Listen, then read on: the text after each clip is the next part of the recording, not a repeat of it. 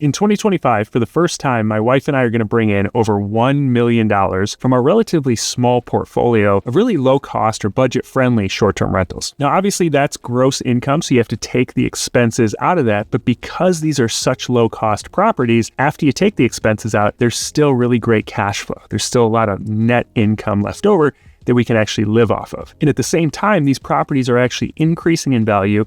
And one of the best parts is that they don't take up a ton of our time to create that type of income. So in this video, I'm going to walk you through the unsexy, and some might even say boring. I personally wouldn't, but maybe you think so. But really effective strategy that we've implemented to get to this level of income with a really specific type of short-term rental. And for those of you that don't know me, I'm Kirby Atwell, and my wife Taryn and I used this strategy to get to a place 4 years ago of replacing our W-2 income with the income from our short-term rentals and being able to leave our full-time jobs and live off the income from our rental properties. And since then, I've literally helped hundreds of other people implement this same specific strategy of finding, buying, and setting up really high cash flowing short-term rentals to create more flexibility and more freedom and more autonomy in their own lives. So if that's something that sounds interesting to you, you can set up a call with me at the link that just popped up down below. It's livingoffrentals.com/call, and that'll take you to a short questionnaire. You can fill that out, and then you'll get access to my calendar, and you can book a call directly with me, and we can talk through that program and see if it's a good fit for you.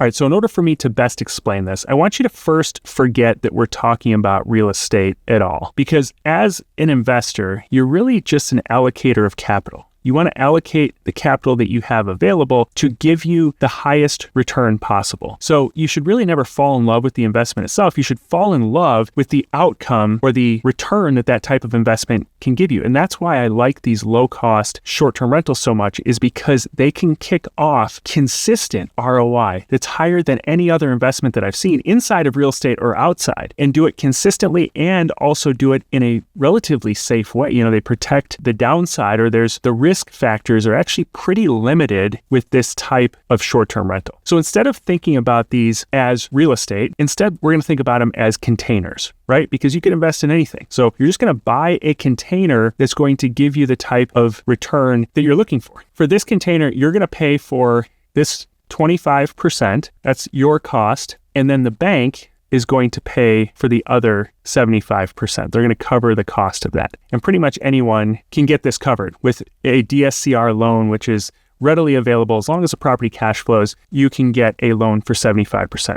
So you're going to buy this container, paying 25% for it, and then each month, this container is going to have income coming into it. Somebody else is going to deposit, we're going to say $7,000 per month. Because with a relatively low-cost short-term rental, especially if it's a multi-unit, $7,000 is extremely doable. And then that $7,000 is going to travel through the container. And while it's traveling through, you're going to pay your expenses on this container. So you're going to pay your mortgage, you're going to pay your taxes, insurance, your lawn care, your utilities, set aside for maintenance, absolutely everything that you need. And then there will be an amount that comes out. And that amount should be around $3,000 if you bought the right property, because we run about a 60% expense ratio on our properties. So in other words, 60% of everything that goes in is taken out as expenses, and then what's left over is that 40%. And so it's going to be somewhere around $3,000. If we have $7,000 going in, we're going to have somewhere around $3,000 coming out on the other side. We're just going to use round numbers here to make it easy. So now we're going to assume that you make $180,000 in your W-2 income, which is a really high income compared to the average. I think that's double the average for the US. But $180,000, that's $15,000 a month that you make in gross income. Now, once we take into consideration that W-2 income is the least tax efficient income you can make, about a third of that is probably going to disappear before you even see it. They're going to take it out for taxes and all the state and federal taxes and all the different things that they withhold your money for. What you're actually going to see is probably closer to about $10,000 a month. So the goal here is to buy these containers or invest in these containers so that you can replace that $10,000 that's hitting your bank account every month with income from these containers instead. Because then you're going to free up tens of thousands of hours of the rest of your life where you no longer have to go to your job anymore. So let's just assume then that each one of these is kicking off $3,000. And so then we just need to do this 4 different times. So if we invest in 4 of these containers and just replicate the process 4 times, that's all we need to make more net income than a $180,000 salary. So it's a little bit of work up front to find the right container and do the work to set up the container. But once it's set up, then all of a sudden you've got $3,000 coming out every month out the bottom of this container. And you can see now that that equates to $12,000 of net income. Now, that's one benefit that comes from this strategy. I just want to talk about another benefit here real quick. So if we pull this down here, now the great part about this is you've purchased 4 of these containers and they've replaced your income. So now you're free to quit your job. You've just freed up tens of thousands of hours of your life you got back, and you can do whatever you want with it. And that's obviously an incredible benefit in itself, but there's lots of other benefits that come with investing in this type of container.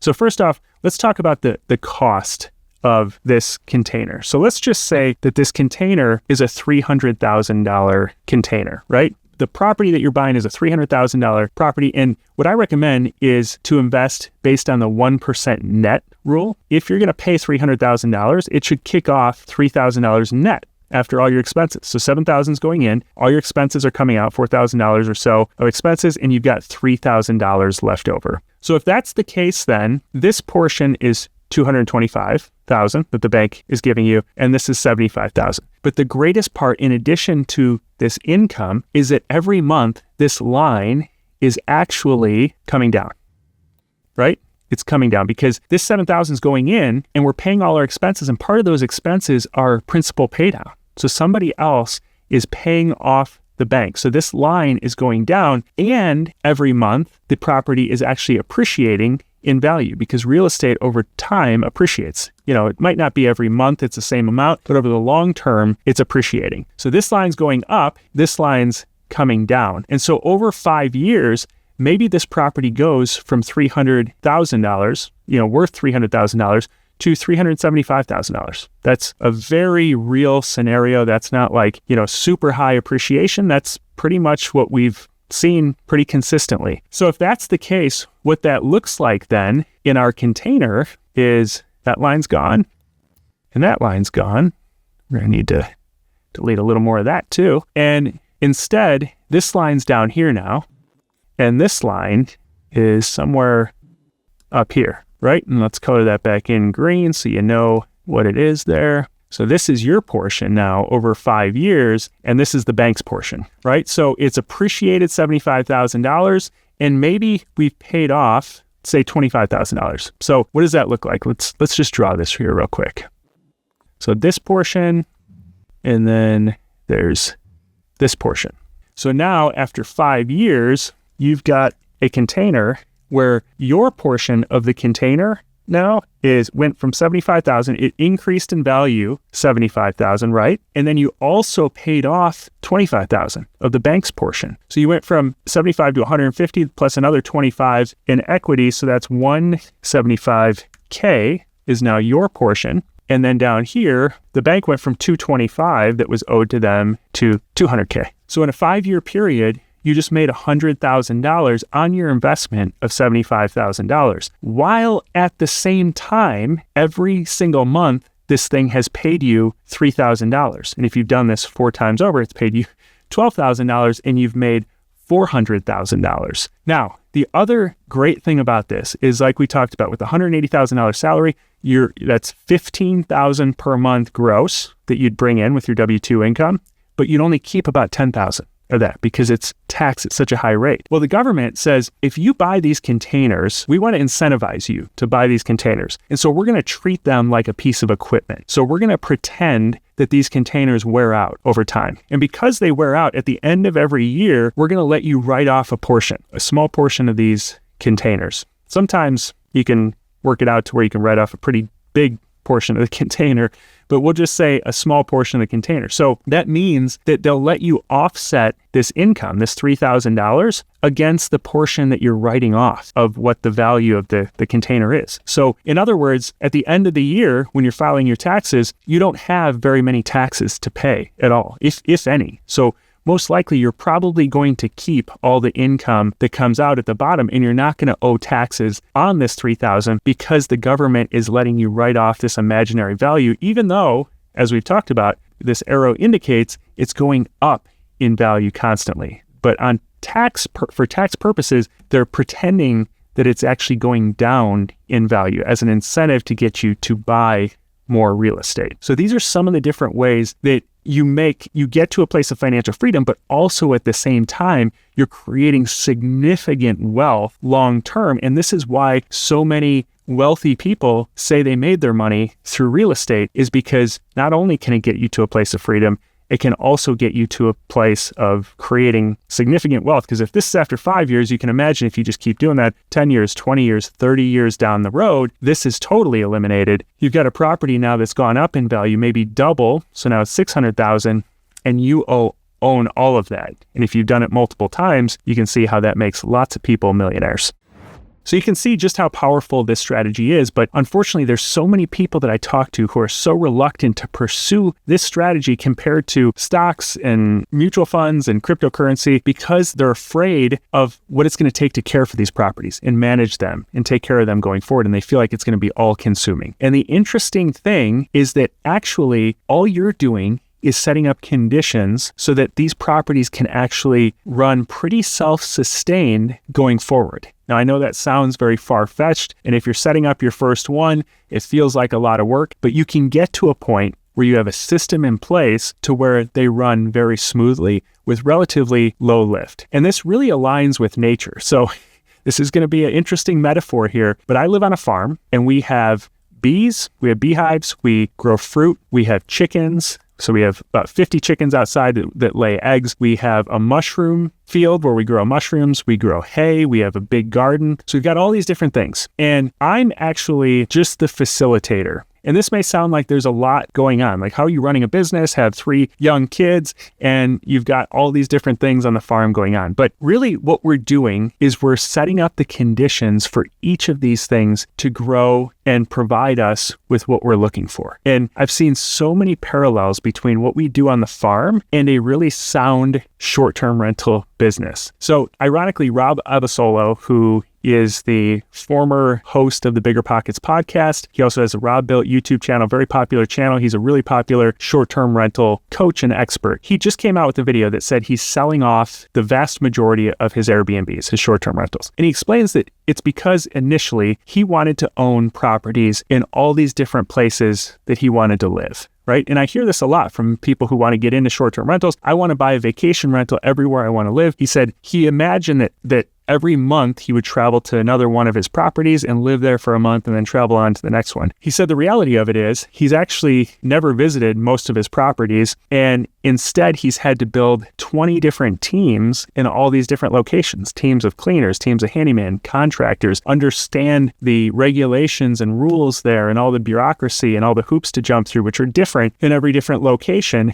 And so it spread him a mile wide and an inch deep, and it just isn't worth it to him to hold on to these properties anymore because it's doing exactly what most people are afraid of. So instead, what I recommend doing, and what's worked really well for us, is I recommend doing the opposite. I recommend building economies of scale in one area to get to a place of financial freedom. So if you bought 4 of these properties like we just talked about in the same area, you could have one team that controls all of them. Because can you imagine if on the farm here, I just decided to plant our vegetables in random locations all throughout our 45-acre farm here. This would take a really long time to plant. Some of the stuff would do well, some of it would really struggle based on the growing conditions and all these different locations, and it would be an absolute nightmare to try to maintain that. So instead, I pick a spot where there's the most fertile soil possible and the absolute best sunlight coming in, and I build economies of scale with a garden in that spot. Most people think that you have to really diversify to be a successful investor. And ironically, that's the downfall of the first scenario where you just plant stuff in random locations. In the second case, we have great economies of scale, but we can also diversify within that really fertile environment with different types of plants in the garden. In the beginning, we picked the absolute best location that we could,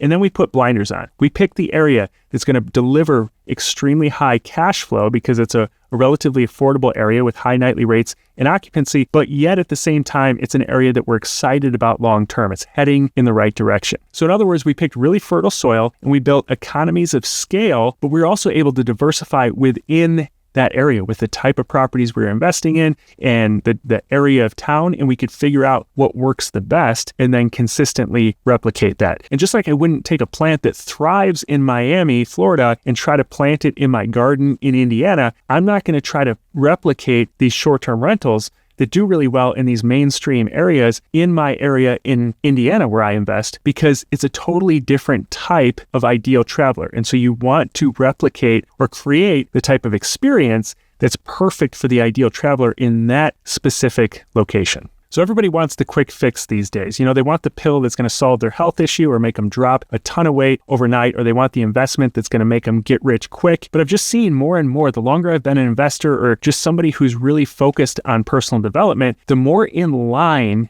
with nature your strategy is, the more likely it's going to lead to the most beneficial outcome. And that's true whether we're talking about growing fruit or building income or wealth accumulation or just overall well-being and happiness. So now once you've built economies of scale, and say you have 4 of these types of investments, which, by the way, could look just like this. So this is one of our properties that we bought last year that kicks off $3,200 of net cash flow per month. It's a single family house with a ADU in the back, or studio apartment in the back. This is another one just down the street. There's a 2-unit we bought several years ago that kicks off about $3,500 per month. This one's a 3-unit right down the street that brings in over $4,000 of net cash flow on a monthly basis. And this is one we just finished this last year, just actually in the fall, and it's projected to bring in about $3,500 of net cash flow. And these are all within walking distance. We use the same cleaners, the same handyman. We've built economies of scale on these properties.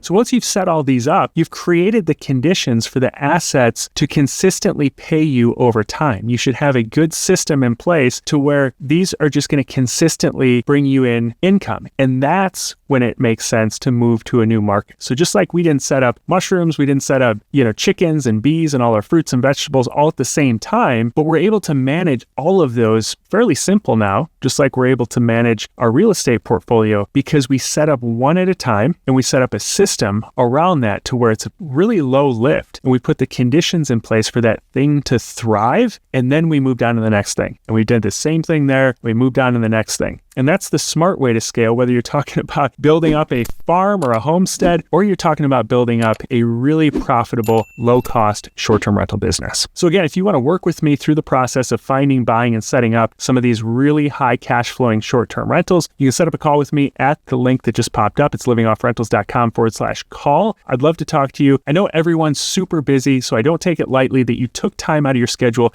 to watch this entire video to the end. So thank you. God bless, and I'll see you in the next video.